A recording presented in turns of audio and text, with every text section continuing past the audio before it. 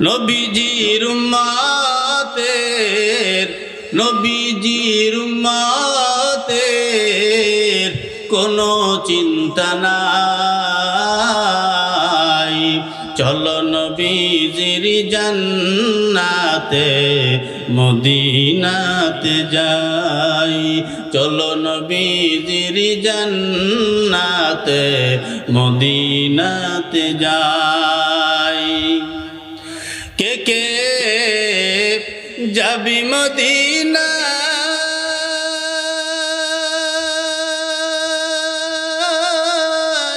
মদিনাতে কান্দেন নবী উম্মতের মায়ায়। দিন রজনী কান্দেন যিনি, দিন রজনী কান্দেন যিনি, শুয়ে রওয়া যায়। চলো নবীজির জান্নাতে মদিনাতে যাই, চলো নবীজির জান্নাতে মদিনাতে যাই। কঠিন হাসরের দিনে বেহেশতে যাবেন না নবী উম্মত বিনে, মাফ করিয়া দিবেন আল্লাহ, মাফ করিয়া দিবেন আল্লাহ নবীর উসিলায়। চলো নবীজির জান্নাতে মদিনাতে যাই, চলো নবীজির জান্নাতে মদিনাতে যাই। যেজন নবীর আশিকার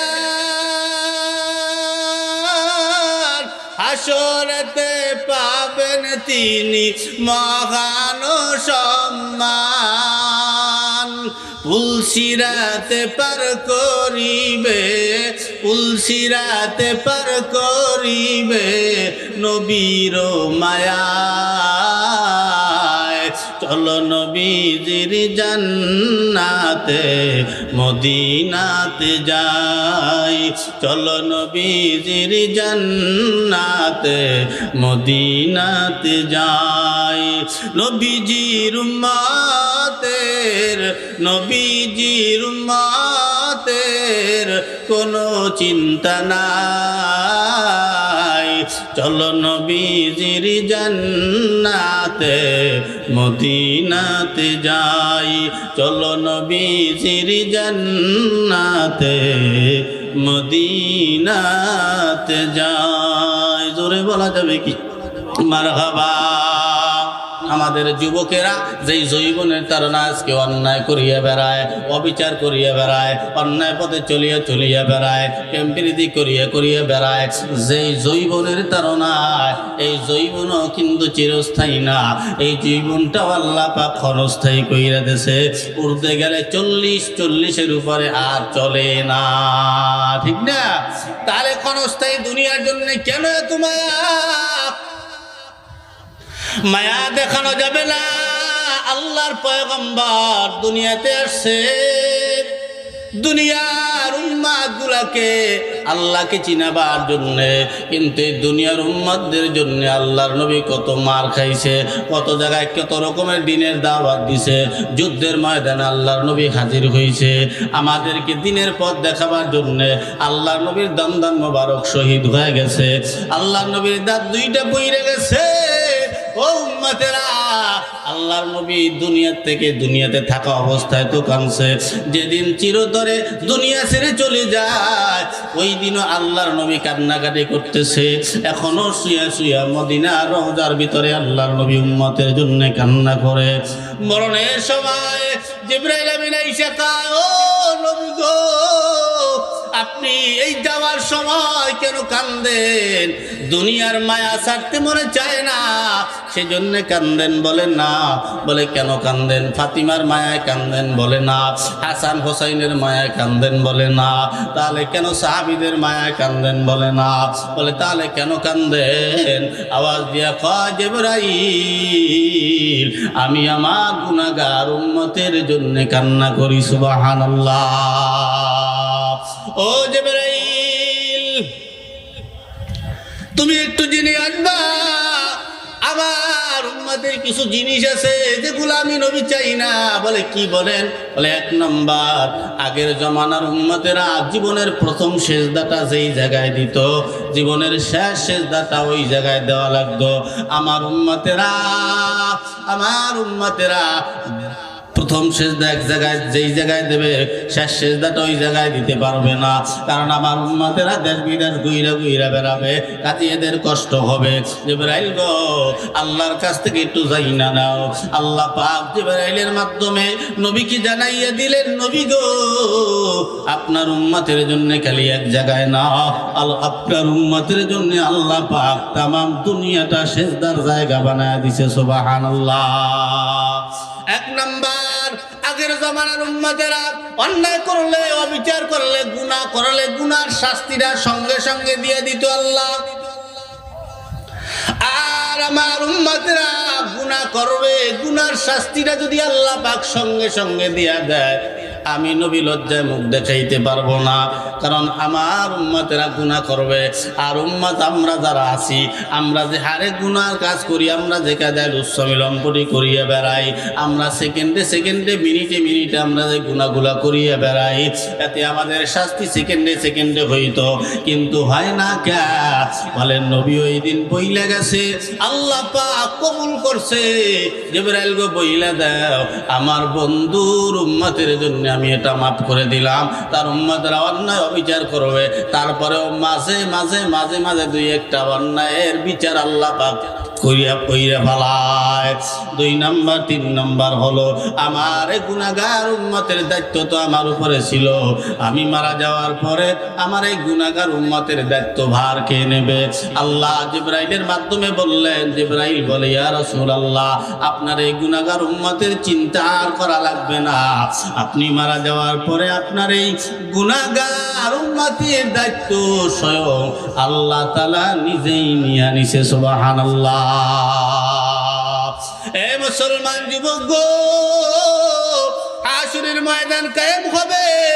ওই হাসরের ময়দানের দিন আল্লাহ পাক পয়গম্বর সিজদায় পড়ে থাকবে, কান্না করবে। আল্লাহ পাক বলবে, ও নবী গো, আপনি মাথা জাগান, কাঁদবেন না, আপনার কান্না সহ্য করতে পারি না। আপনার উম্মতদেরকে আপনি জান্নাতে নিয়ে যান। আল্লাহর নবী উম্মতদেরকে জান্নাতে নিয়ে যাবে কিছু উম্মত। আবার আল্লাহ নবী বলবে, আপনি সুপারিশ করবেন আর আমি আপনার উম্মতদেরকে জান্নাতে ঢুকাবো। আল্লাহর নবী সুপারিশ করলেন, কিছু উম্মতদেরকে জান্নাতে ঢুকাইলেন। নবীর কানে কিছুদিন পরে খবর গেছে, নবী গো, আপনার কিছু উম্মত জাহান্নামের আগুনের ভিতরে জ্বলে। আল্লাহর নবী আবার আল্লাহর আদালতে হাত বাড়ায় দেয়, চোখের পানি ছাড়িয়া, আল্লাহ পাল্লা গো, আমার উম্মত নাকি জাহান্নামের আগুনে জ্বলে। আল্লাহ পাক বলে, ঠিক আছে, কারা আছে ওদেরকে নিয়ে আসো। আল্লাহ পাক আবার জান্নাতে দেওয়ার পরে কিছুদিন যাওয়ার পরে আবার গিয়া আল্লাহর নবীর কানে খবর আসবে, নবী গো, আপনার কিছু উম্মত এখনো জাহান্নামের আগুনে জ্বলে। আল্লাহ নবী আবার আল্লাহর দরবারে হাত বাড়াবে। আল্লাহ পাক বলবে, নবী গো, আপনার যে উম্মতগুলো এখনো জাহান্নামে আছে তাদেরকে জান্নাতে নিয়ে যান। আবার কান্না করবে। আবার কিছুদিন পরে খবর যাবে, নবী গো, আপনার কিছু উম্মত জাহান্নামের আগুনে জ্বলে। আল্লাহর দরবারে আবার হাত উঠাবে। আল্লাহ পাক বলবে, ও নবী গো, আপনার উম্মতের ভিতরে যার ঈমান আছে তারে দইরা জান্নাতে নিয়ে যান। আবার কিছুদিন পরে নবীর কানে খবর যাবে, নবী গো, আপনার উম্মত জাহান্নামের আগুনে জ্বলে। আল্লাহ পাক আবার আল্লাহর নবী আল্লাহর আদালতে হাত বাড়ায় দেবে। আল্লাহ পাক বলবে, নবী গো, কান্না করিয়েন না, আপনার উম্মতের ভিতরে যারা কালিমাওয়ালা, যারা কালিমা পড়ছে, আল্লাহর নবী আপনি তাদেরকে উঠাইয়া জান্নাতে নিয়ে যান। এইভাবে 7-8 বার যাবে। যতবার জাহান্নামের আগুনের ভিতরে উম্মতগুলা থাকবে ততবার আল্লাহর নবী যাবে। এক পর্যায়ে আবার কখন খবর আসলো যে নবী গো আপনার উম্মতেরা জাহান্নামের আগুনে জ্বলে, আল্লাহ পাকের দরবারে আবার হাত বাড়ায় দিয়া কানবে। আল্লাহর নবীর কান্না দেখে আল্লাহ বলবে নবী গো আপনার উম্মতের ভিতরে যার অন্তরে সরিষা দানা পরিমাণ ঈমান রয়েছে, আপনার ওই উম্মতটাকেও জাহান্নাম থেকে উঠাইয়া জান্নাতে নিয়ে যান। সুবহানাল্লাহ। কান্না কারে কয় চিন্তা নাই উম্মত, হাসরের ময়দানে তোমার চিন্তা নাই, আখির জমানার উম্মত হইতে পেরেছো। কাজে এই কারণে কালকে আমাদের ময়দানে সমস্ত কুনতুম খায়রা উম্মাতিন উখরিজাত লিন-নাস, আপনি হলেন শ্রেষ্ঠ উম্মত, শ্রেষ্ঠ নবীর শ্রেষ্ঠ উম্মত। আপনি যতক্ষণ পর্যন্ত জান্নাতে না ঢুকবেন ততক্ষণ পর্যন্ত কেউ জান্নাতে ঢুকতে পারবে না। সুবহানাল্লাহ। নবীজির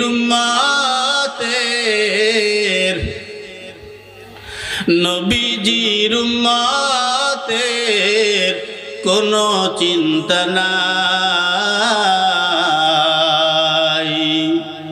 চলো নবীজির জান্নাতে মদিনাতে যাই, চলো নবীজির জান্নাতে মদিনাতে যাই। জোরে বলা যাবে কি মারহাবা? বলবো গজল?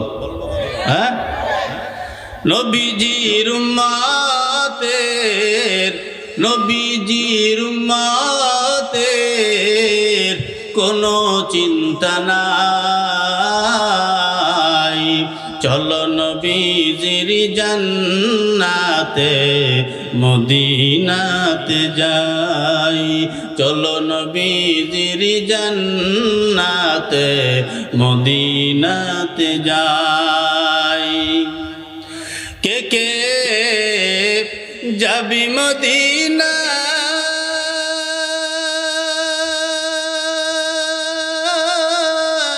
মদিনাতে কান্দেন নবী উম্মতের মায়ায়, দিন রজনী কান্দেন যিনি, দিন রজনী কান্দেন যিনি শুয়ে রওয়া যায়, চলো নবীজির জান্নাতে মদিনাতে যাই, চলো নবীজির জান্নাতে মদিনাতে যাই। কঠিন হাসরের দিনে বেহেশতে যাবেন না নবী উম্মত বিনে, মাফ করিয়া দিবেন আল্লাহ, মাফ করিয়া দিবেন আল্লাহ নবীর উসিলায়, চলো নবীজির জান্নাতে মদিনাতে যাই, চলো নবীজির জান্নাতে মদিনাতে যাই। যেজন নবীর আশিকার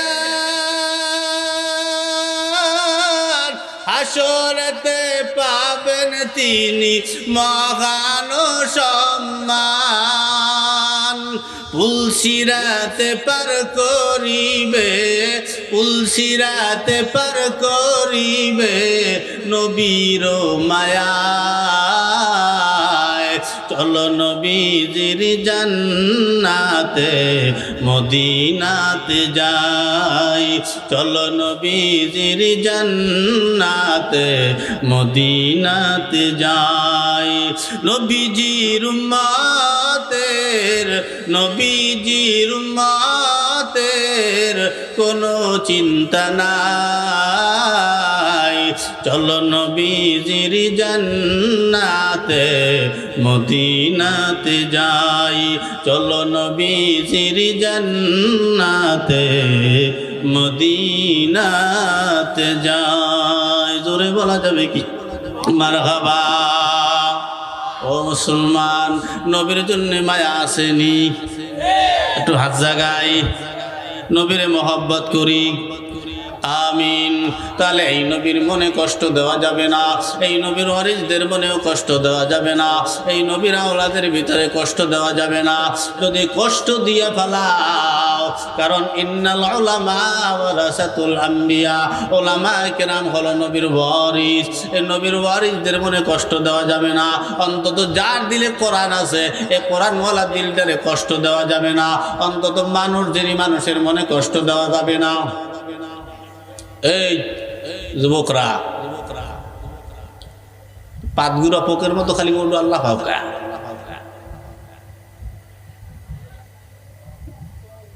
ফুসর ফুসর উঠলে কেমনটা লাগে না?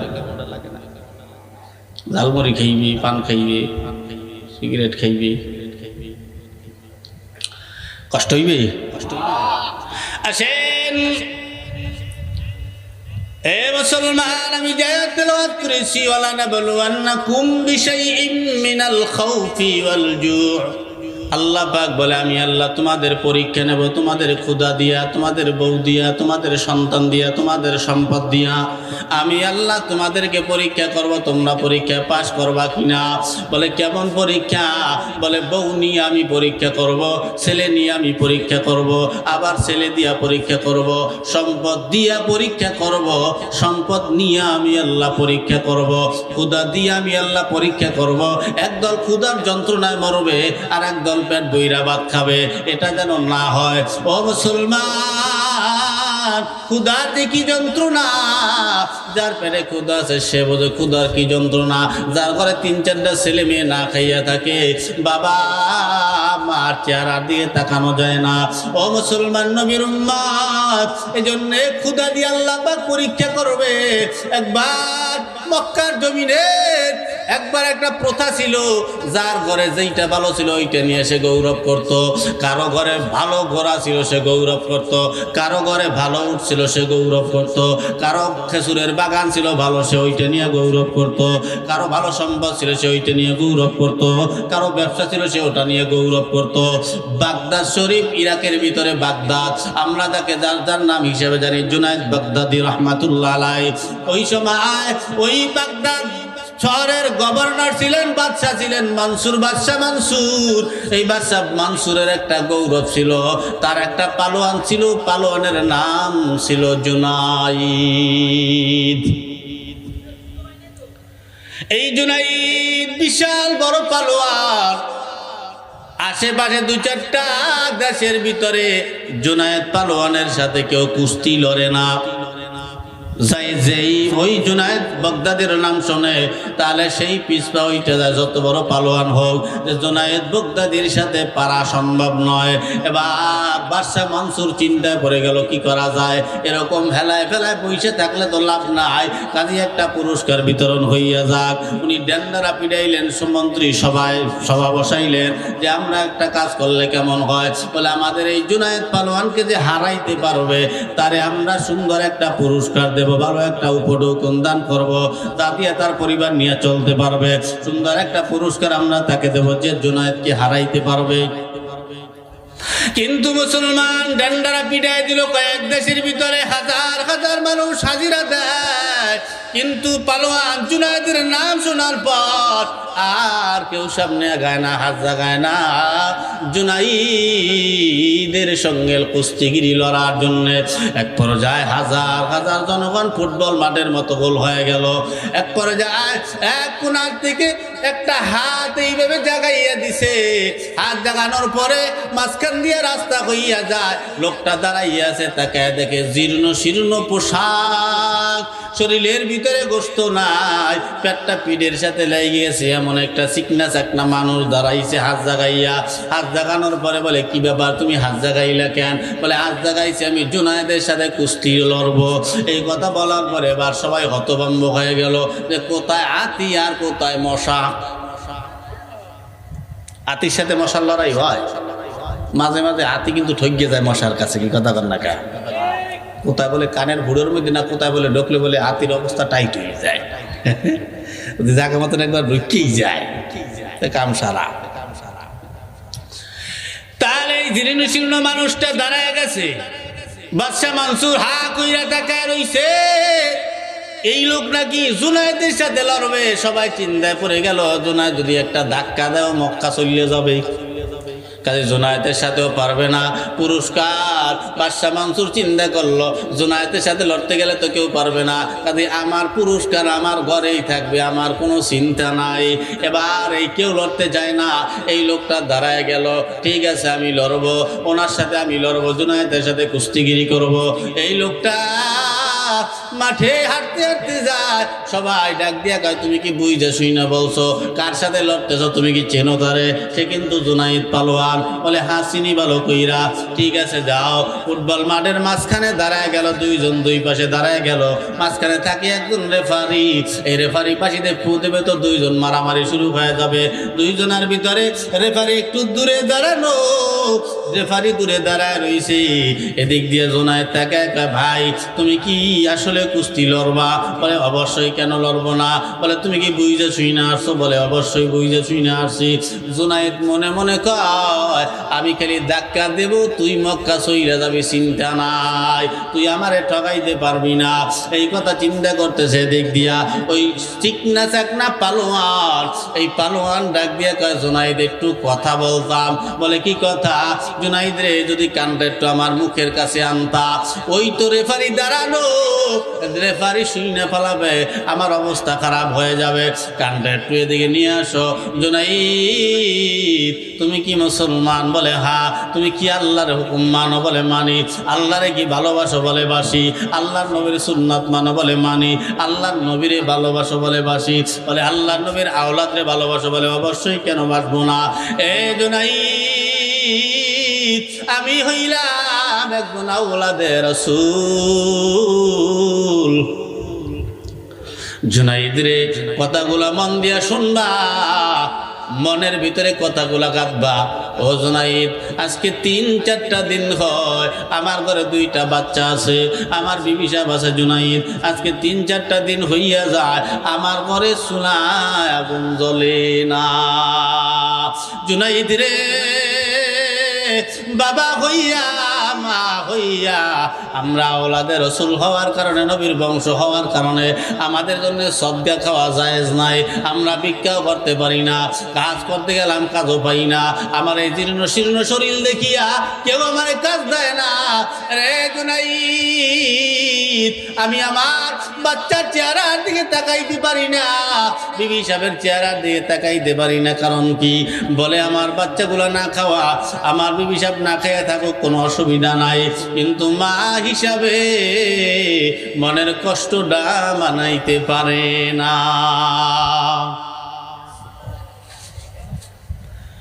ও জুনায়েদ এবার তুমি যদি আজকে নবীরে মোহাব্বত করে থাকো, তাহলে জুনায়েদ আজকে আওলাদে রাসূলের জন্য, আওলাদে রাসূলের মুখে একটু লোকমা উঠে দেওয়ার জন্য তুমি যদি ঠইগা যাও, তাহলে বাদশার পুরস্কারটা আমি পাইতাম, যা দিয়ে আমি আমার সন্তানদের মুখে হাসি ফুটাইতাম। এই কথা বলার পরে বাদশা এবার এই জুনায়েদ পালোয়ান উনি মনে মনে চিন্তা করে গেল, যদি আমি ঠইগা যাই তাহলে বাদশা মানসুরের দরবার আমার জন্য হারাম হয়ে যাবে। আর যদি আজকে আমি আওলাদে রাসূলকে জিতাইয়া দেই, তাহলে আল্লাহর নবী আমাকে কাল কিয়ামতের ময়দানে জিতাইয়া দিবে। এই আশায় কি করা যায়, কোনটা করবে? জুনায়েদ পালোয়ান বেকুলের মতো হয়ে গেল। ও মুসলমান, আজকে আওলাদে রাসূল না খাইয়া আসছে, আল্লাহ আমি যদি আজকে আওলাদে রাসূলের মুখে একটু খাবার না দিতে পারি, কত গরিব রাস্তায় রাস্তায় ঘুরে বেড়ায়, কত মানুষ খানা পায় না, আর কত মানুষ টাকা থাকার পরেও খাবার খাইতে পারে না। আসলে সুখ শান্তি কোনো টাকায় দেয় না, সম্পদে দেয় না, ক্ষমতায় দেয় না। সুখ শান্তি একমাত্র আল্লাহর প্রদত্ত দেওয়া একটা নিয়ামত, ঠিক না? কোটি কোটি টাকা আছে আপনার, 10-20টা বাড়ি গাড়ি আছে ঢাকার শহর, হ্যাঁ 20-25টা প্রাইভেট কার আছে আপনার, ট্রাক আছে অনেকগুলো, কোটি কোটি টাকার মালিক আপনি, সম্পদ ফুরাইবি দেয়া, কিন্তু আল্লাহ পাক আপনাকে এমন এক বিরল রোগ দিছে যে বিরল রোগের কাছে আপনি মানুষের সামনে আসতে ভয় পাইতেছেন। আপনার চেহারায় এমন একটা বিরল রোগ আল্লাহ দিয়ে দিয়েছে, আপনি মানুষের সামনে চেহারা দেখাইতে পারেন না, মানুষ আপনারে দেখলে ভয় পায়। অথচ কোটি কোটি টাকার মালিক, শান্তি আসবে? হ্যাঁ? অথবা আপনি কোটি টাকার মালিক, এমন এক রোগ আল্লাহ পাক দিয়ে দিয়েছে আপনার, অথবা আপনি ভাতই খাইতে পারতেছেন না। এমন রোগ, আপনি গরুর গোশত খাইতে পারতেছেন না, আপনি একটু মাছ খাবেন তা খাইতে পারতেছেন না, আপনার জন্য ওগুলো হারাম করে দিয়েছে ডাক্তারে। তাই টাকা পয়সায় বোঝা গেল কি দেয় না? সুখ দেয় না। আমি কম টাকা কামাই, হালাল খাই, হালাল পথে চলি, দুগা ডাইল মরিচ কষলিয়ে ভাত খাই, আলহামদুলিল্লাহ। পুরা মরিচ দিয়ে ভাত এখনও খাই, প্রতিদিন প্রায় সবাই পান্তা ভাত, কাঁচা মরিচ, পেঁয়াজ, হ্যাঁ, এত আমরা খাই। অথচ একটা কি মজা, কি শান্তি। আর বড় লোক তো খোঁজে কোথায় গেলে ভালো ভালো হাড্ডি গুড্ডি পাওয়া যাইবে, ওই যে খাইবে আর জীবনে রোগেই মরবে। গরিব খায় পাঙ্গাস, পাঙ্গাস খাইলে রোগ দূর হয়, হাত শক্ত করে, হাড় শক্ত করে। আমরা বড় লোকেরা খায় ভালো ভালো, আর গরিবরা মনে করে আমরা গরিব মানুষ পাঙ্গাস খাইয়েই তো বাঁচবো। পাঙ্গাস তো ভালো, পাঙ্গাস মাছ কি ভালো, বেশি করে কিনে কিনে খাইবেন। আমি খাই, ওরে গু খায়, সব মাছই খালি, পাঙ্গাস মাছের দোষ দিয়ে লাভ আছে কি? কই মাছ দেই পেট ভরিয়ে খান, কই মাছের মুখটা আকুরে দেয় একটু, ওর মধ্যে কি চিংড়ি মাছ, ওরে আল্লাহ, এত কথাই নেই, সাদে গন্ধে ভরপুর। হ্যাঁ, এই কই মাছ চিংড়ি মাছ তো ধুমছে গাই আমরা। তাই মুসলমান, এই আওলাদে রাসূল না খাইয়া সেরকম হাজারো মানুষ না খাওয়া। মুসলমান, আজকে না খাইয়া কত মানুষ রাস্তায় রাস্তায় ঘরে, আর কত মানুষ টাকা পয়সা কোথায় ব্যয় করবে সেটা আর খুঁজা পায় না। মুসলমান নবীর উম্মত, আজকে আমাদের দেশের যে নেতারা আছে, আমাদের দেশের নেতার টাকা হইলে, ওই নেতার যদি টাকা হয় আমাদের দেশের, আমরা তো নেতাদেরকে আদর্শ মানব। নেতারা যেই পথে চলে আমরা ওই পথ অবলম্বন করব। ও মুসলমান, নেতা কিন্তু নবীও ছিলেন, নেতা কিন্তু আবু বকরও ছিলেন, নেতা কিন্তু ওমর ছিলেন, নেতা কিন্তু ওসমান ছিলেন, নেতা কিন্তু আলী ছিলেন। ওমর রাদিয়াল্লাহু তাআলা আনহু কোরআন দিয়া শুধু বাংলাদেশ নয়, অর্ধ দুনিয়া কোরআন দিয়া শাসন করছিল, কি করে নাই? করছে না? অর্ধেক দুনিয়া কোরআন দিয়ে শাসন করছে। আর হুজুর কথা কইলে হুজুর রাজনীতির আলোচনা করবেন না, হুজুরে কি দেশ চালাইতে পারে? কি পারে? তুমি পারো। চোর সুটটা গুন্ড বদমাইশি এরা যদি দেশ চালাইতে রে, তা আমরা ভালো মানুষ কি দেশ চালাইতে পারবো না? কথা কয় না, পারবো না তো। ওমর দেশ চালাইছে, তো একদিন চিন্তা করতেছে, আমি তো দেশ চালাই, তাহলে আমার এই কোরআন দিয়ে আমি দেশটা চালাই কেমন চলে, আমি একটু দেখা দরকার। এই কোরআন দিয়ে দেশ চালাই কেমন চলে, দেশটা দেখার জন্য একটু রাত্রে একটু দিনের বেলা বের হইছি যে আমার দেশটা কেমন চলে।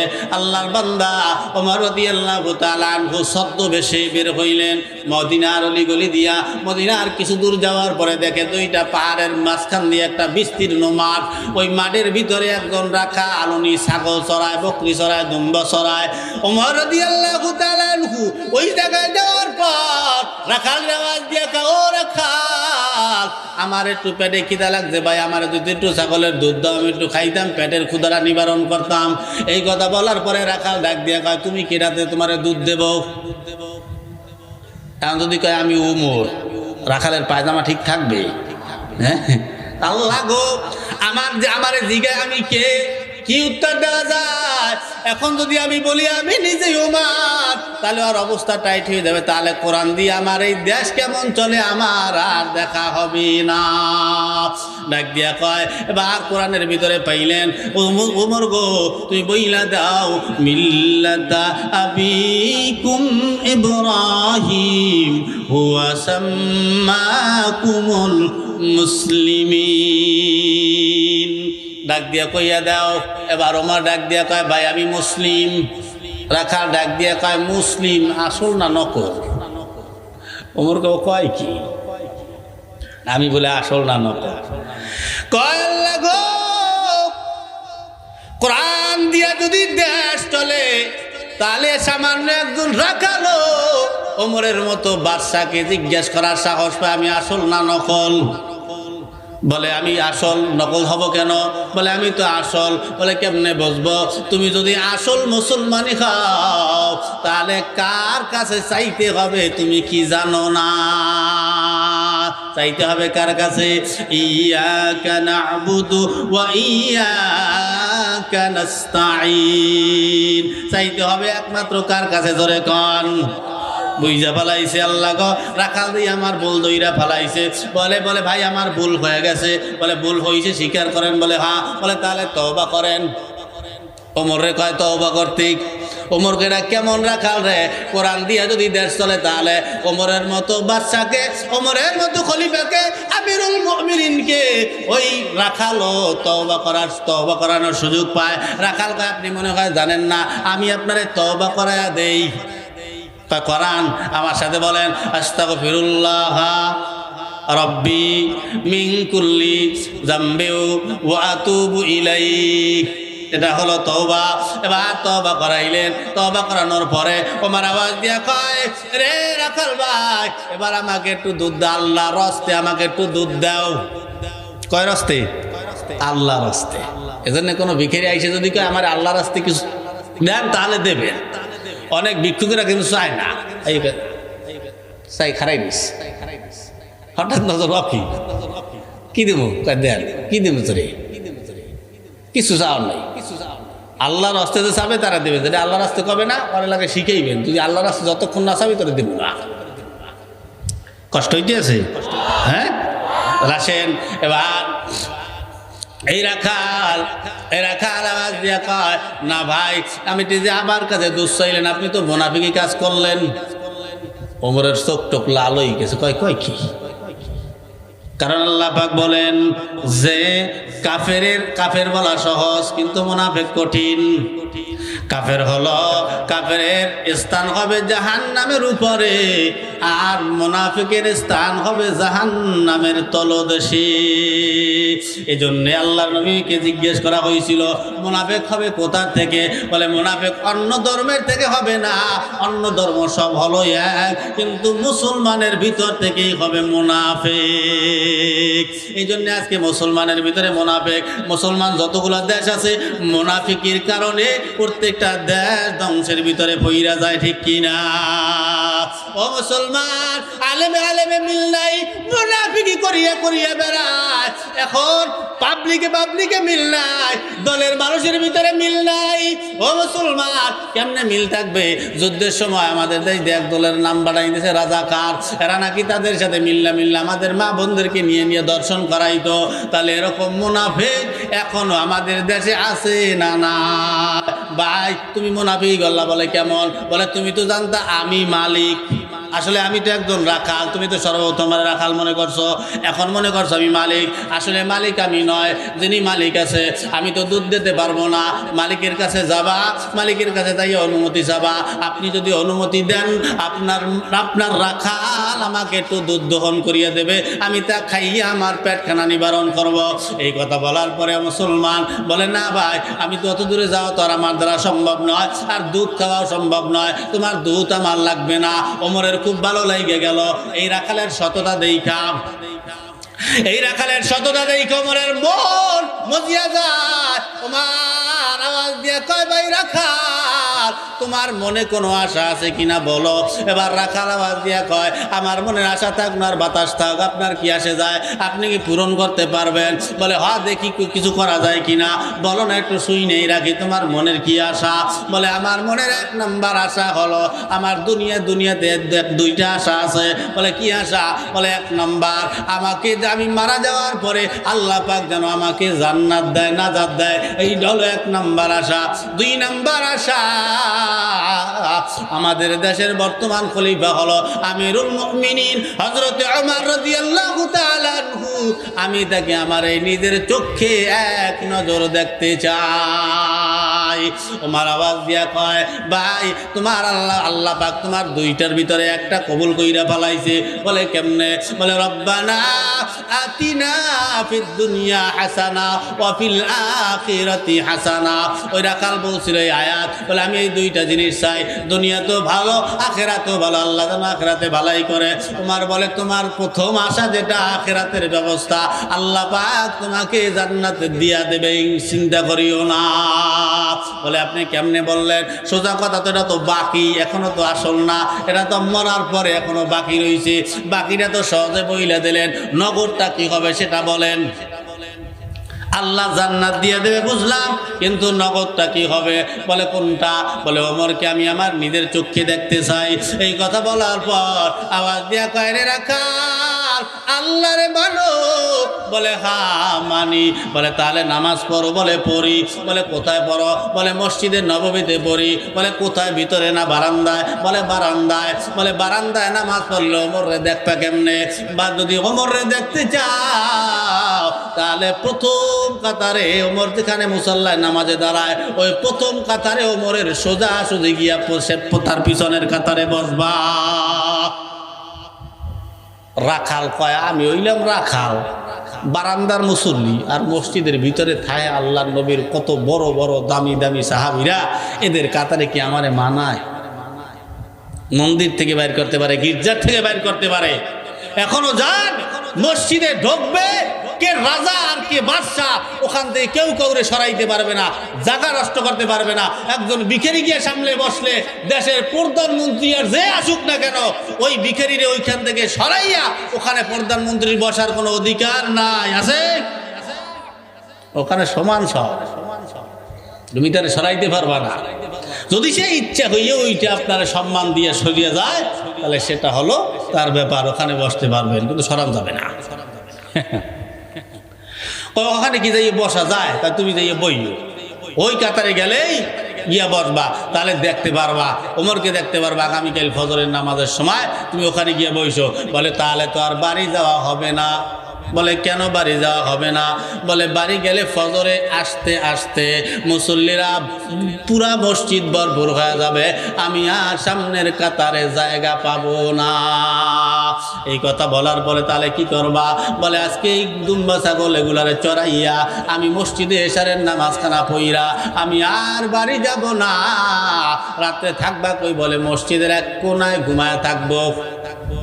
রাখাল রে, মসজিদের কোনায় যে ঘুমায় থাকবা, মসজিদের ভিতরে ঘুমাই না জায়েজ না নাজায়েজ ফতোয়া পাইছো কই? এ মুসলমান, বলে আমি এশারের নামাজ জামাতে আদায় করিয়া আমি আর কোথাও যাব না, আমি ওখানে রাত্রিখানা কাটাইয়া ফজরের নামাজে আমি সবার আগের কাতারে ইমামের পিছনের মুসল্লা দাঁড়ায় যাব। এবার দাঁড়াইয়া যায়, উনি রাত্রিবেলা রইলেন। এবার ফজরের নামাজের সময় উনি গিয়ে একেবারে ওমর যেই জায়গায় নামাজে দাঁড়াবে ইমামতির মুসল্লায়, কারণ মুসলমান নবীর উম্মত, ওই জমানার রাজা বাদশাহ আমিরুল মুমিনিন, পুরা অর্ধ পৃথিবীর যিনি চালাইছেন, এই আমার নেতারা 5 ওয়াক্ত নামাজ পড়াইতো। আর আমাদের দেশের যত নেতা আছে নামাজ তো পড়াবে দূরের কথা রে, নিজেই কোনোদিন নামাজ পড়ে না। ঠিক না? পড়ে সুরেই তো পারে না, এবার গৌরব করে আমি এমপি, আমি সাবেক চেয়ারম্যান, আমি সাবেক উপজেলা চেয়ারম্যান, আমি সাবেক অমুক। কি হয়েছে তুমি অমুক? কি চাতে হয়েছে কি? ওমরে জিজ্ঞাসা করছে কে তুমি? বলছে আমি মুসলিম। কইছে আসল না নকল? পরিচয় দিতে পারতো যে আমি কিন্তু ওমর, এই আমিরুল মুমিনিন, পুরো অর্ধ দুনিয়াটা আমি চালাই না। কারে কি কস? কইছে হ্যাঁ। আর ইঠানে ওই উরি আল্লাহ চেয়ারম্যানের বাড়িতে হুন্ডর অভাব নাই, আর বাহে চালায় রিক্সা, ঘরে চলে না আগুন, সে নেতার পিছে পিছে দৌড়ায় 10টার আশায়। ওই দেবার ইয়ে হুডন কি মারে, দেখ বাদশা কিভাবে নামাজ পড়ায়। আমাকে নেতা খাতারা নামাজ পড়াইতে না, নামাজ পড়তেও জানে না, নামাজ পড়তে গেছে তাও রুকু করতে জানে না, রুকু করতে গেছে পিছন দিয়ে বাদ বাইরেই যায়, কারণ করে তো না। এইভাবে কি একটিন ক্রিয়া দাঁড়ায়, আমাদের একটিনের জায়গা। ইলেকশন আইলে একটু হুই মাথায় দেয়, দিন দেড় হাসে, কত কিছু হয়, ঠিক না? শেষ হয়ে গেলে এবার আর খবর থাকে না। ওই যে এই সামনের কাতারে গিয়ে বসে, কিন্তু ফজরের সময় আল্লাহর নবীর এক সাহাবী গিয়া দেখে তার যেই জায়গায় নামাজ পড়ে ওই জায়গাটা একজনের দখল কইরা নিয়ে বইসা রইছে। কারণ আল্লাহর নবী যদি নামাজ পড়াইতেন, আল্লাহর নবীর বরাবর দাঁড়াইতেন আবু বকর, আবু বকর যদি নামাজ পড়ায় তার বরাবর দাঁড়াবে ওমর, ওমর যদি নামাজ পড়ায় তার বরাবর দাঁড়াবে ওসমান, ওসমান যদি নামাজ পড়ায় তার বরাবর দাঁড়াবে হযরতে আলী। তার মানে বোঝা যায় এই চারজন পর্যন্ত হলো খোলাফায়ে রাশিদের যুগ। খোলাফায়ে রাশিদার যুগ মানে সেই সোনালী যুগ। এখন কিন্তু সেই সোনালী যুগ নাই। ওই সোনালী যুগ, ওই সময় আল্লাহর নবীর পিছনে আবু বকর, আবু বকরের পিছনে ওমর, ওমরের পিছনে ওসমান, ওসমানের পিছনে আলী, এই চারজন পর্যন্ত সমাপ্ত। তার মানে ওমর যদি নামাজের মুসাল্লায় দাঁড়ায়, ওমরের সোজা বরাবর পিছনে দাঁড়াবে কে? কথা হয় না, নাম জানেন না? ইত্যাদি কইলাম, কে দাঁড়াবে? ওসমান। কিন্তু সেই ওসমানের জায়গাটা বলক মাইরা রইছে। এই ওসমানের জায়গাটা বলক মারার পরে ওসমান যাইয়ার কিছু বলে নাই। ওসমান যাইয়া পাশে সুন্নাত টুন্নাত নামাজ কালাম পড়িয়া 2-3 বার এরকম চাইছে এই বেটার থেকে। বেড়া আইছে রাখাল মানুষ, তা চাইছে বড় ওই বেড়ায় নামাজ পড়তে আছে, খুব লম্বা নামাজ। তা নামাজ অবস্থায় 2-3 বার চায়। আপনারা আমার দিকে হারা দিন চাইয়ে থাকলো আমার কিন্তু রাগ উঠবে না, কিন্তু এখন ভ্যানার দিকে একটু কয়েকবার চাইয়ে দেখছেন, কি বারবার চাপা দেখার কি আছে? ও বেটা এরকম চাইতে হচ্ছে। ও যে ওসমান, হ্যাঁ, নবীর 2 মেয়ে বিয়ে করে যে নুরাই রয়েছে আরও জানে না। এখন ওইরকম এরকম 2-3 বার চাওয়ার পরে দেখে বারবার এরকম চালকি লিখে দেখেন দিবি মানুষ। হ্যাঁ, এরকম চাইতেন বারবার, কোনো কথা কয় না, কয় না ভাই এমনি পাশে থেকে কিনা খাল্লাক দামক দিয়ে কথা খাও।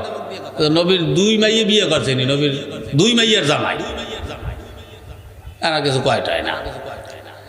এখন ওসমান কয় আমি ওই রাখাল বলতেছে আমি না দেখা পর্যন্ত, আমি এতদিন পর্যন্ত ভাই আমি ছিলাম বারান্দার মুসল্লি। আপনারা, আমি জানি আপনারা বড় বড় সাহাবী, আর আমি জীর্ণ শীর্ণ, রাখালের পোশাক আমার গায়ে, আমি যেখানে আইসা বর্ম সেই সাহস আমার হয় না, এজন্যে আমি ভিতরে আসি না ভাই। আজকে আসছি, আমি না দেখা পর্যন্ত এখান থেকে আমি আর উঠতেছি না। এখন ওসমান কয় ভাই আমি এই ইসলাম গ্রহণ করার পর থেকে এতদিন পর্যন্ত নামাজ পড়ি, আজ পর্যন্ত আমি আমার মাওলারে দেখতে পাই নাই। আর তুমি আসার সঙ্গে সঙ্গে হাতটা ধইরা কয়, আর তুমি আজকে একদিন আইসেই তুমি মাওলারে দেইকে ভালাবা, আর না দেইকে কান দিয়া যাবা না। ও মুসলমান নবীর উম্মাহ, কষ্ট হইতেছে? হ্যাঁ, খারাপ লাগতে আছে? আমার পরে যিনি বক্তা আছেন উনি খুবই সুন্দর কণ্ঠ, আমার আলে কষ্ট হয়ে যায়, তো তার আলোচনা মনোযোগ দিয়ে শুনবেন ইনশাল্লাহ আপনারা। তা আসেন, আপনাদের আলোচনা এটা চলবে না ইনশাল্লাহ। জুনায়েদ পালোয়ানের ঘটনা কি সব কইছিলাম? পালোয়ানেরটা শুনবেন না? এটা শুনবেন না যে যুগ কিভাবে চলতে হয়? তার আগে যদি শুনতে হয়, আমি ওই সুর টুর আর দেবো না এখন, কারণ মাদ্রাসার জন্যে এই ছাদটা ঢালাই হবে, আপনারা জানেন। আপনাদের এখানে আমি বহুত বছর ধরেই আসি, একেবারে ওই জায়গার থেকে শুরু করছি, হ্যাঁ, এই পর্যন্ত আসছি। মাঝে মাঝে 2-1 বছর আবার আপনারা একটু এদিক সেদিক দৌড় দেন, ঠিক না? যে হুজুরের ওয়াজ প্রত্যেক বছর কি আর শোনা যায়? একটু নতুন নতুন বক্তাও আনি, সেই আশায় আবার আনেন না, আবার 2 দিন পর দেখেন যে আবার ভালোও লাগে না, আবার একটু দাওয়াত দেন। তা আমি আর আপনাকে লাগে ওইটা করি না, আমি আলহামদুলিল্লাহ আপনাদের মহব্বতে ভালোবাসায় চলে আসি। তাই যতবারই আসছি আলহামদুলিল্লাহ আমি খালি হাতে ফিরি নাই, আমি যখনই যা চাইছি আলহামদুলিল্লাহ আমি পাইয়ে গেছি। তাই মাদ্রাসার জন্যে 10 মিলে করি কাজ হারি দিতি নাহিলাজ। একটা ঘটনা না বললেও নয় যে আল্লাহ পাক 4 ব্যক্তিকে বিনা হিসাবে জান্নাত দেবেন। কয় ব্যক্তি? 4 ব্যক্তিকে। 1 নম্বরে হাজি গাজী, আর হলো দানকারী, আর হলো আলেম। 4 ব্যক্তি। তা এই 4 ব্যক্তি হাসরের ময়দানে ঝগড়া বাজাইছে যে কে কার আগে জান্নাতে যাবে। এদেরকে আল্লাহ পাক বিনা হিসাবে জান্নাত দেবেন, এদের থেকে কোনো হিসাব আল্লাহ পাক নেবেন না। তা এই 4 জন ঝগড়া বাজাইছে কে কার আগে যাবে জান্নাতে। তা শহীদের মর্যাদা বেশি, তাই শহীদের শক্তিও বেশি, পাওয়ারও বেশি। এই শহীদ দৌড় মারছে জান্নাতের মধ্যে। আল্লাহ পাক জিবরাইলে পাঠাইলেন, জিবরাইল তাড়াতাড়ি যাও। জিবরাইল যাইয়ে মাথাকে ধরছে, এই কেরা তুমি? আমি শহীদ। কই যাও? যাই আল্লাহর জান্নাতে। কোন কারণে যাও? শহীদ হয়েছি সেই কারণে যাই। বলে আল্লাহর রাস্তায় শহীদ হইছো, বেশ ঠিক, ভালো কথা। তাই আল্লাহর রাস্তায় শহীদ হইলে জান্নাত পাওয়া যায়। শুনছো কার কাছে? বলে আলেমের কাছ থেকে শুনছি। এই